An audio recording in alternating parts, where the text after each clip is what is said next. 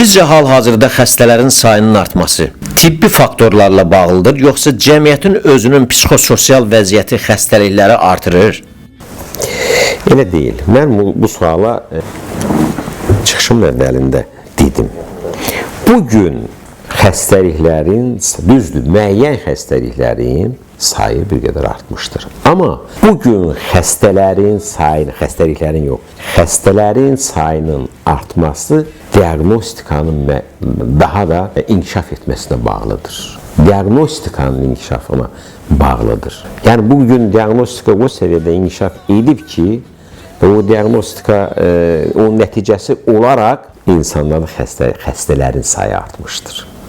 Məsələn üçün 50 il bundan qabaq, 30 il bundan qabaq o aparatura yox idi. O müayinələr də getmirdi. Çünki onlar da xəstə kimi müraciət eləmirdilər. Bugün belə deyək də genlər səviyyəsində diaqnostikalar aparılır. Və o diaqnostikanın nəticəsində təbii ki, kifayət qədər xəstələrin və xəstəliklərin sayı artır.